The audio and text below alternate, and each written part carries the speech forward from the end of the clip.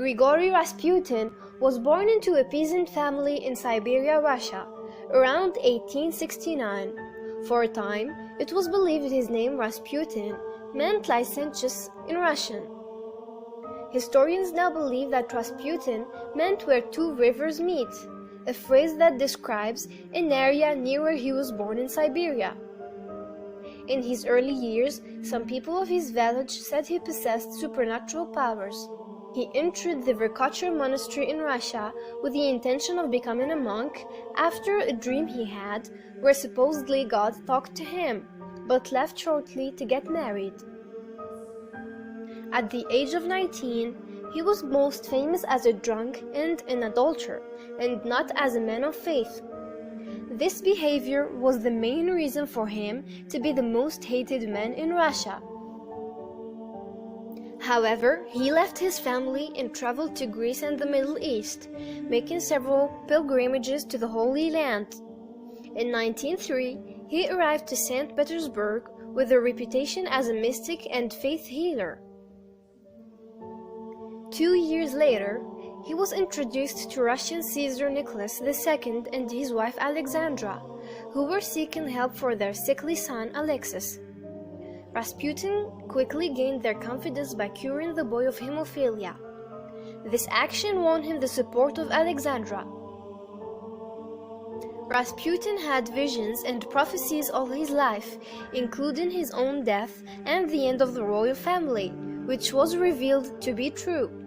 Shortly before his death, he wrote to Nicholas to predict if he were killed by government officials, the entire imperial family would be killed by the Russian people. And if he was killed by the command, the royal family would live and rule for many years to come.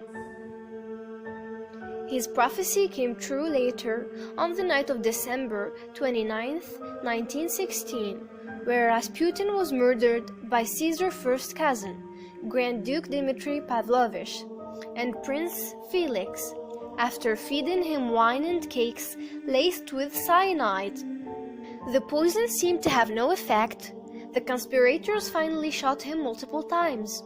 He was then wrapped in a carpet and thrown into the Neva River, where it was discovered 3 days later. The second part of his prophecy came true 15 months later, when Caesar, his wife, and all of their children were murdered by assassins amidst the Russian Revolution.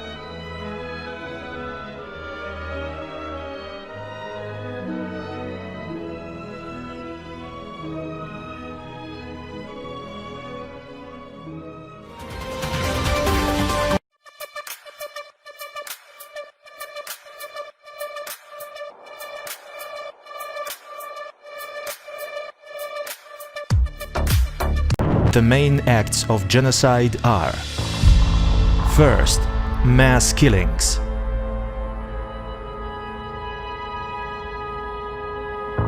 In the cities of Bucha, Irpin, Borodyanka, Hostomel, Vorzal, Trostanets, and others which were occupied by Russian soldiers, almost all the civilians were killed.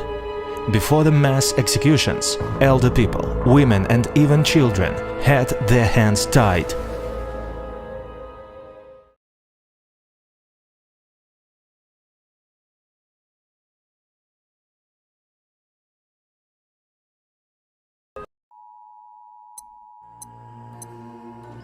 What you are about to see is a nuclear war simulation based on data collected and processed from the International Atomic Energy Agency, the United Nations, information publicly available from the Central Intelligence Agency, and other declassified sources.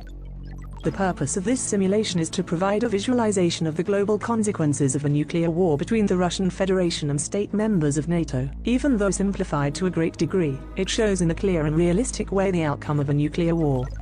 Based on recent geopolitical events, the software used on this simulation has considered Russia to be most likely to begin a nuclear war. Time is accelerated to simplify the viewing of the events, and they are divided into 3 stages: nuclear war, nuclear fallout, and nuclear winter. Simulation ready. Declassified mode activated. For context, population of nations engaged at war. NATO member states have 944 million people. The Russian Federation has 145 million people. Stage 1. Nuclear war.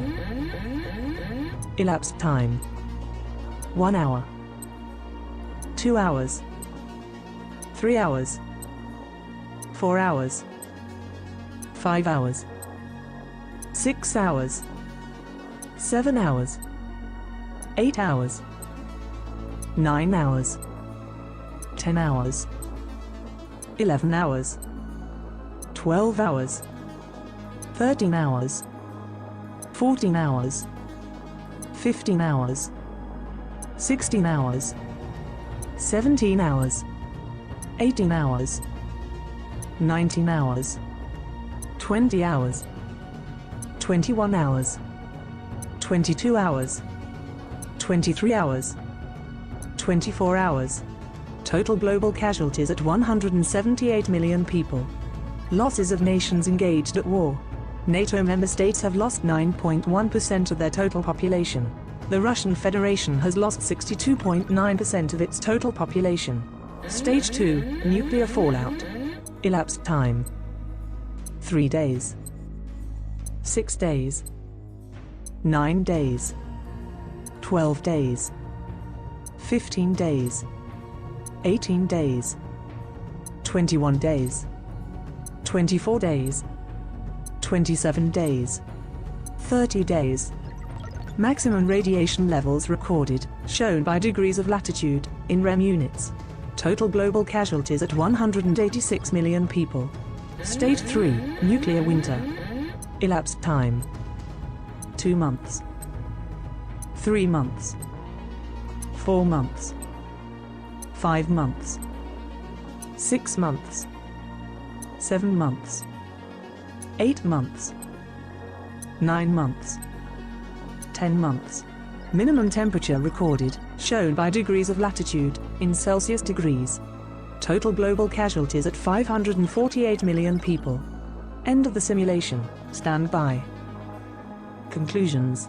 During the stage of nuclear war, only the engaged nations were affected directly, and casualties were limited to military facilities and cities targeted as part of tactical and retaliatory attacks. On this first stage, we saw the highest number of deaths in the shortest amount of time. During the stage of nuclear fallout, irradiated material in the form of dust was carried by wind currents to every corner of the planet, causing deaths related to radiation sickness, and setting the stage for a nuclear winter. Deaths in this period increased relatively slowly. During the stage of nuclear winter, the presence of dust in the atmosphere dropped temperatures worldwide, causing mass deaths of plants, animals and people, who could not adapt. Mass famine during this period resulted in the largest amounts of deaths for the entire nuclear conflict.